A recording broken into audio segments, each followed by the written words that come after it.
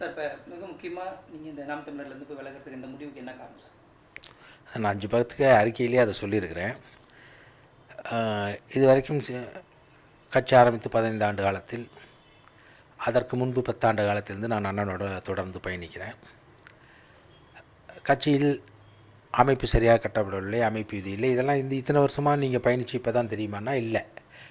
நாம் அப்போது அண்ணனுக்கு சுட்டி காமிப்போம்.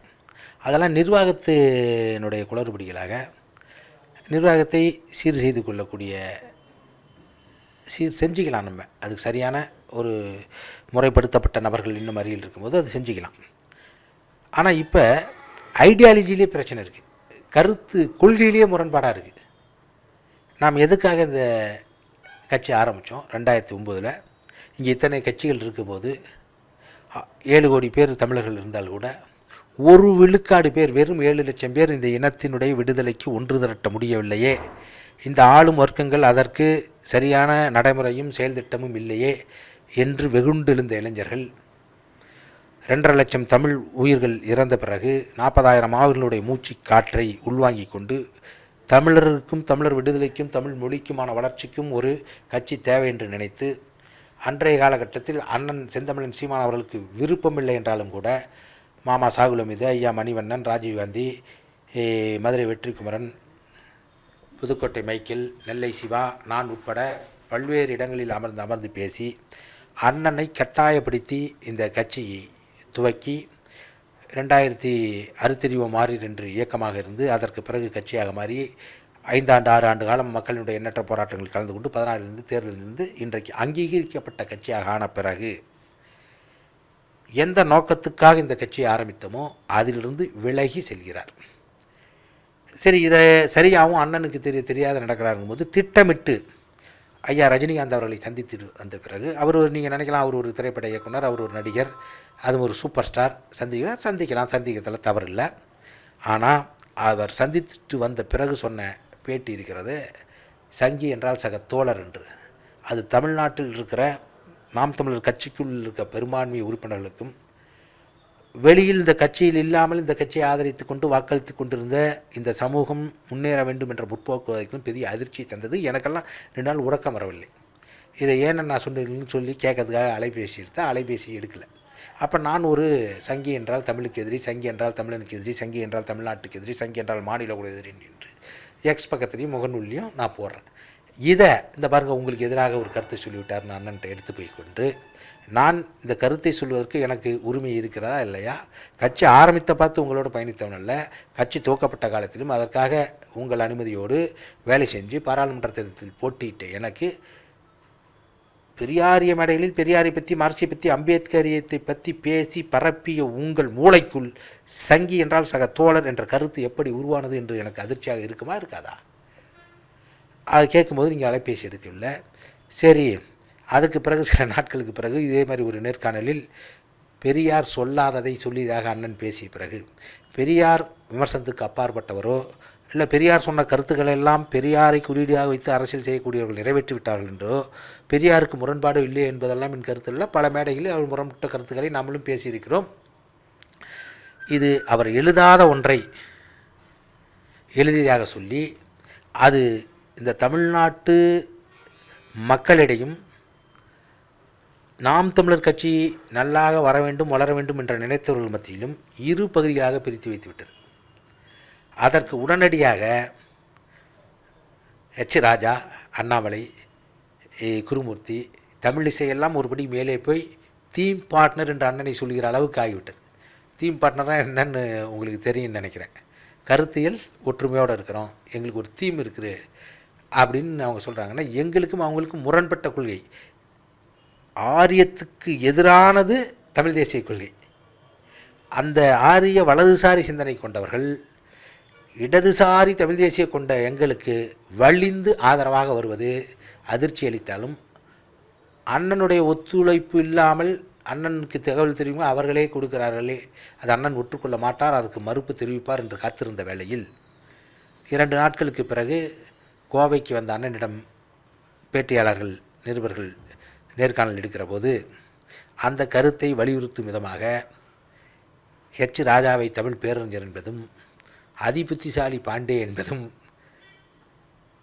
அவர் தெரியாமல் சொல்லவில்லை, தெரிந்தேல்தான் இந்த கருத்துக்களை சொல்கிறார் என்று எங்களுக்கு ஐயம் ஏற்பட்டுவிட்டது. ஏன் என்று விசாரிக்கிற பொழுது அண்ணனுடைய அருகில் இருப்பவரெல்லாம் எல்லாம் நாங்களும் அருகில் தான் இருந்தோம்.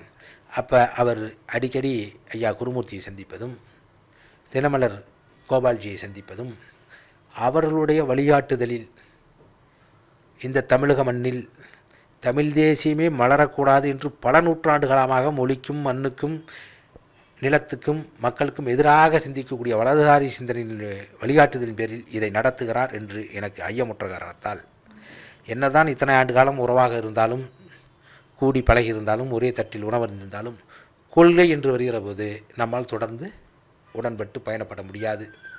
கொள்கை என்று வந்துவிட்டால் அண்ணன் ஏது தம்பி ஏது, எதிரி எதிரி தான் என்கிறார் அண்ணன் சீமான். ஆனால் எங்களுக்கு நேர் எதிரான கொள்கையுடைய தமிழிசை அம்மா என்றும் ராதாகிருஷ்ணன் அண்ணன் என்றும் மாமா நைனா நாகேந்திரன் என்கிறார். எங்கள் கொள்கைக்கு பல ஆண்டு காலமாக வேலை செய்து நிர்வாக சிக்கலின் காரணமாக இல்லை பாதிக்கப்பட்டு வெளியே போனவர்களை நாங்கள் பழகினால் எங்களையும் சேர்த்து எதிரி என்கிறார். இது ஆச்சரியமாக இருக்குது. ஒரே தலைவரை பிரபாகரனை ஏற்றுக்கொண்டு ஒரே தமிழ் தேசிய தத்துவத்தை ஏற்றுக்கொண்டு இத்தனை ஆண்டு காலம் பயணப்பட்டவன் முரண்பாடின் காரணமாக வெளியே சென்றால் அவன் எங்களுக்கு எதிரி. இத்தனை நூற்றாண்டு காலமாக எங்களுக்கு எதிராக இருந்தவன் உங்களுக்கு எப்படி நண்பனாவான் என்ற கேள்வி எங்களுக்கு வருகிற காரணத்தால் இந்த கொள்கை முரண்பாடோடு உங்களால் தொடர்ந்து பயணப்பட முடியாது என்ற காரணத்தால் கட்சியிலிருந்து விலகிவிட்டு குருமூர்த்தியெல்லாம் சந்திச்சதா சொல்றது வந்து நீங்க ஒரு சந்தேகத்தின் அடிப்படையில் இது உறுதியான தகவல் தான் எனக்கு தெரியும். ஏற்கனவே ஏன் இதையெல்லாம் நாங்கள் கேட்காதில்லை, நீங்கள் இப்போ கேட்குறீங்க, இத்தனை வருஷமாக கூட இந்த பல முறை சுட்டி காட்டியிருக்கிறோம், தடுத்து இருக்கிறோம், அது அவருக்கும் தெரியும். இப்போ நாங்கள் முதல்லலாம் அவர் வலசரவாக்கம் வீட்டில் இருப்பார், நாங்கள் அருகிலே இருப்போம். இப்போ அவர் ஈசிஆர் வீட்டில் இருக்கார், எங்களால் அடிக்கடி போக முடியாது. அங்கேருந்து அவர் எங்கே போகிறார் எங்கே வராருன்னு எங்களுக்கு தெரியாது. சந்திப்பதில் ஒரு மனிதன் தவறில்லை, யாரை வேணாலும் சந்திக்கலாம். மோடியை கூட அண்ணன் சந்திக்கலாம். உடனே இதை சொல்லுவாங்க ஸ்டாலின் இதை சந்திக்கிறார் அப்படின்னு. அவர்கள் கூட சந்தித்து செயல்படுத்தக்கூடாத ஒரு கொள்கைகள் தான் நம்ம எதிர். அவங்க அதுக்காக தான் இந்த கட்சி எதுக்காக ஆரம்பிக்கப்பட்டது? இதெல்லாம் நீ போய் ஜனநாயகம் இல்லைன்னு சொல்கிறிய, திமுகவில் ஜனநாயகம் இருக்குமா, உன்னை கேட்டு தான் முடிவு எடுப்பாங்கலாம் பேசலாம். அங்கே அப்படிலாம் அவங்க நடக்க மாட்டாங்க, நடக்கக்கூடாது அப்படிங்கிறதுக்காக தான் இந்த கட்சி ஆரம்பித்தோம் நம்ம, இல்லைங்களா? ஆக சிறந்த ஜனநாயகத்தை வந்து நீங்கள் இங்கே கட்டி எழுப்புங்கிற முழக்கத்தோடு இந்த கட்சிக்கு வரும்போது எந்த ஜனநாயகமும் இல்லை அப்படிங்கிறதுனா இது எனக்கு மட்டும்தான் இல்லை, எனக்கு நிறையா அந்த ஜனநாயகத்தை நானே எடுத்துக்கிட்டு செயல்பட்டுருக்கிறேன். ஆனால் இப்போ முழுமுற்றாக அது உங்கள் மூளைக்குள் உதித்த கருத்து இல்லை, இந்த சித்தாந்தத்துக்கு எதிரான மூளை பலவனுடைய கருத்து என்பதால் நாம் முற்றிலும் விலகிவிடுவது தான் சரி என்று விலகிவிட்டேன். அதாவதுங்க என்ன ஆதாரம் கேட்குறது? அது செயல்பாட்டில் தெரியுது இல்லையா? இப்போ 6 மாதத்துக்கு முன்னே பைத்தியக்கார அந்த பைத்தியம் அப்படின்னு சொன்ன ஹெச்ராவை பேரறிஞர் அப்படின்னு சொல்கிறதுக்குள்ளே என்ன ராஜா ஒரு அளவுக்கு தமிழ் தேசிய கொள்கையை ஏற்றுக்கொண்டு தமிழ் ஈழமே தேர்வு எங்களுடைய தேசிய தலைவர் பெறவார்னு சொல்லிட்டாரா? இல்லை ராவணன் தான் எங்களுக்கு ராமர் இல்லை, எங்களுக்கு ராமன் தான் எங்களுடைய வழிகாட்டி, ராமன் தான் தலைவர், ராவணனுக்கும் நாங்கள் ராமர் கோயில் கட்டுவோம்னு சொல்லிட்டாரா? நான் என்ன ஆதாரம் தான் அண்ணனே தானே ஆதாரம். அவர் பேசுகிற கருத்தும் செயல்கிற செயலும் தானே ஆதாரம். வேற என்ன ஆதாரம் வேணும்? இப்போ இந்த விலகல் தொடர்பாக நீங்கள் அறிவிச்சதுக்கு அப்புறம் உங்களை ஏதாவது நாம் தமிழர் முக்கிய நிர்வாகிகள் தொடர்பு கொண்டாங்களா? பல பேர் தொடர்பு கொண்டார்கள். சரியான நேரத்தில் நீங்கள் முடிவெடுத்தீர்கள் என்றால் நாங்களும் வேறு வழி இல்லாமல் அடையாளப்பட்டு விட்டோமே, உங்கள் தைரியத்தை பாராட்டுகிறோம் என்று சொன்னார்கள். பல பேர் வெளியே வரவிட முடியாமல், ஏன்னா நானே நீங்கள் எங்கள் அண்ணன் பார்த்தா தெரியும், நீங்கள் சாதாரணமாக இந்த முடிவு எடுக்கலை. ஏன்னா இதை வந்து நான் அண்ணனோட இந்த கட்சி ஆரம்பிப்பதற்கு முன்பாக ஐயா பழநெடுமாறன் நடத்திய பல போராட்டங்களுக்கு நான், சாகுல் மாமா, அண்ணன் அறிவுமதி, சுபவி இதெல்லாம் கலந்து போகிற போது மாபெரும் கூட்டமாங்க, 70 பேர் 80 பேர் இருப்போம். ஆனால் இன்றைக்கி நாம் தமிழர் கட்சி ஒரு கூட்டத்தை ஒரு ஆர்ப்பாட்டம் நடத்துனா 1000 பேர் 1500 பேர் வந்து கலந்துக்கிறேன். அப்போ காரணம் எனது தேசிய தலைவர்களுடைய கொள்கையை உள்வாங்கி எதற்கும் தயாராக ஒரு கூட்டம் உருவாகி வந்தது. இது வந்து இந்த தமிழ் மக்கள் நல்லா இருக்குனுக்காக வந்து இதை வலதுசாரி சிந்தை கொண்டவன் கவர்ந்து கொண்டு போயிடக்கூடாது இல்லவா? அதனால தான் இதை நம்ம இது இந்த மண்ணில் நிகழ்ந்தவே விடக்கூடாது. ஏன்னா நீங்கள் பார்த்தீங்கன்னா அந்த காலத்திலிருந்து ஆரியம்தான் தமிழ் தேசியத்துக்கு எதிரி. திராவிடம் என்பது சென்ற நூற்றாண்டில் உருவான கருத்து. அது தமிழ் தேசியம் வளர வளர அது தேவையில்லாதே போயிடும். ஆரியம்தான் தமிழின பகை. நீங்கள் திராவிடத்தை மாற்றாக நிறுத்தும் போது ஆரியமா திராவிடமா என்றால் திராவிடம் தான் பகை. ஆரியமா திராவிடமா என்றால் கட் பண்ணிவிடுங்க, லைவில் போயிட்டுருக்கா. ஓகே, ஆரியமா திராவிடமா என்றால் ஆரியம்தான் பகை. திராவிடமா தமிழ் தேசியம் என்றால் தமிழ் தேசியம்தான். தமிழ் தேசியத்தினுடைய வளர்ச்சியில் இது ரெண்டும் இல்லாத போகும். ஆனால் யாருக்கு யாரை நீங்கள் எதிராக நிறுத்தீங்க? பெரியாரை பிரபாகரனுக்கு எதிராக நிறுத்துகிறீர்கள். எனக்கு எங்கள் ஊர் இங்கேருந்து பக்கத்தில், அங்கே வந்து எனக்கு தேசிய தலைவர் பிரபாகரனை அறிமுகப்படுத்தி திராவிடர் கழகத்தை சார்ந்தவர்கள் அந்த போராட்ட இதையெல்லாம் வந்து ஊருக்கு வந்து வச்சு அதை ஒரு காட்சிப்படுத்தி துண்டறிக்கை கொடுத்து கருத்தை பெருப்பி அதில் கொடுக்குற சிறு தொகையை வாங்கி அனுப்புவாங்க. இன்றைக்கி வந்து பிரபாகரன் வந்து நாம் தமிழர் கட்சி 30 லட்சம் 35 லட்சம் பேர் வாக்களித்தவர்கள் மட்டும் அண்ணன் பிரபாகரன் சொந்தமில்லை. 12 கோடி மக்களுக்கும் உணர்வால் தமிழனாக உள்வாங்கியவனுக்கு மாற்று மொழியிலிருந்து போராடக்கூடியவனுக்கு கூட தலைவர் பிரபாகரன் சொந்தம். இந்த தமிழ்நாட்டில் நாம் வெறும் 36 லட்சம் வாக்கு வாங்கியிருக்கிறோம். மீதி 4.5 கோடி வாக்கு உள்ளவர்கள் கூட பிரபாகரனை நேசிக்கிறார்கள், ஐயா பெரியாரையும் நேசிக்கிறார்கள்.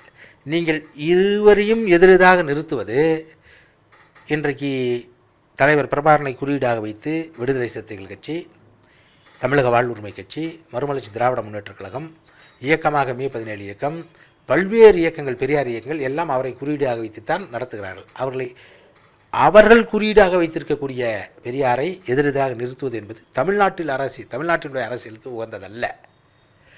காரணம், இந்த மண்ணில் மார்க்சிய, பெரியாரிய, அம்பேத்கரியத்தை உள்ளடக்கிய பிரபாகரனியம்தான் வெள்ளிமை ஒழிய, நீங்கள் இவர்கள் ஒருவரை நீக்கிவிட்டு இடதுசாரி தமிழ் தேசியமே இடதுசாரி தான். ஆனால் இன்றைக்கு அர்ஜுன் சம்பத் கூட பேசுகிறாரு, தமிழ் தேசியங்கிறார், பிரபாகரன் வச்சுருக்காரு. அதுக்காக நம்ம அவர் கூட போய் நிற்க முடியாது. கட்டமைக்க வேண்டும் என்றால் இவர்கள் நாள்களையும் வைக்க முடியும். இதற்கு முன்னத்தியராக இருந்த ஐயா பழனிபாபா அவர்கள் பெரியாரை, அம்பேத்கரை, இவர்களை எவர் ஒருவரை மறுப்பினும் அவனை நீ சந்தேகப்படு, நான் இன்று சொல்லிவிட்டு போகிறேன், அவர்களை மறுப்பவர்களை நீங்கள் ஆதரித்தால் நாளைக்கு எலும்பை தோண்டி நீங்கள் கேட்பீர்கள், நான் சொல்வது உண்மை, இவர்கள் இருவரையும் ஆதரிக்காத எவனவரையும் ஏற்காதே என்று சொல்கிறார் என்று பல மேடைகளில் அண்ணனே பேசியிருக்கிறார். இன்று இந்த காலகட்டத்தில் நாம் பெரியாரை விமர்சிப்பதில்லை, அவதூறு பரப்புவது இது ஒரு காலம் நம்மளுடைய அரசியலுக்கு உதவாது. இப்போ நீங்கள் அடுத்த கட்டமாக என்ன பண்ண போகிறீங்க? இதிலேருந்தே நான் இன்னும் மீண்டு வரல. ஏன்னா இது வந்து சும்மா ஏதோ நான் வந்து திரைப்படத்துறையில் இருக்கேன், ஓவியக் கல்லூரி படிச்சுட்டு திரைப்படம் எடுக்க போனவுடனே அந்த ஈழப் பிரச்சனையால் உந்தப்பட்டு அண்ணன் அறிமுகமாகி அவர் கூடயே பயணித்து இந்த இதில் இருக்கும்போது இப்படி ஒரு நிகழ்வு என் வாழ்க்கையில் நடக்கவே நடக்காதுன்னு தான் நினச்சேன். இதுலேருந்து விலகி போகணுன்னு கற்பனைக்கு கூட இருந்தது. ஆனால் அண்ணன் இப்படி மாறிவிட்டாருங்கிற ஆதங்கம் தான் அதிகம். அதில் வந்து நாம் தமிழர் கட்சி எந்த விதத்திலும் நான் வந்து அதை குறைத்து மதிப்பிடுவதோ குறை சொல்வதோ என் நோக்கமில்லை. அதை வழி நடத்துகிற, தலைமையேற்று நடத்துகிற அண்ணன் இப்படி சிந்தனையில் மாறிவிட்டாரே என்கிற வருத்தம் நமக்கு இதாக இருக்குது. அதிலிருந்தே நான் மீண்டு வர்றதுக்கு சில நாட்கள் ஆகும். இந்த சிந்தனை மாற்றத்தினால எங்கே போய் முடியும்? அது வந்து அண்ணன் இதிலிருந்து மீண்டு வர வேண்டும் என்பது தான் என்னுடைய இதே ஒழிய இது போய் நீர்த்து போய்விட வேண்டும் என்று நான் நினைக்கவில்லை. இது கூட நான் உண்மையிலேயே சொல்கிறேன், இது 2 நாளாக எனக்கு தூக்கம் வராது, இருந்து விடுவிக்க வேண்டும் என்று போட்டேன். அப்புறம்தான் என்னுடைய விலகல், ஒருவேளை ஈரோடு இடைத்தேர்தல் ஒரு 50 ஓட்டு கூட இதனால் போய்விடக்கூடாது என்ற சிந்தனை எனக்கு இப்போது முன்னே தோன்றிருந்தால் இதை கூட நான் இப்போது வெளியிட்டிருக்க மாட்டேன். 5ஆம் தேதி பிறகு தான் விட்டிருப்பேன். காரணம், தமிழ் மொழி, தமிழ் இனம், தமிழ்நாடு இதற்காக உழைக்கிற அனைவரையும் ஏற்றுக்கொண்டு அதே எங்கெல்லாம் தமிழன் வாழ்கிறானோ அவன் நாக்கில் தமிழும், ஈழத்திலும் இங்கேயும் தமிழ்நாடு அமைய வேண்டும் என்பது தான் என் நோக்கம். அதற்கு உறுதுணையாக, அதற்கு ஆதரவாக அரசியல் இயக்கங்கள் நடத்துகிறவரோடு தான் என்னுடைய பயணம் இருக்குது.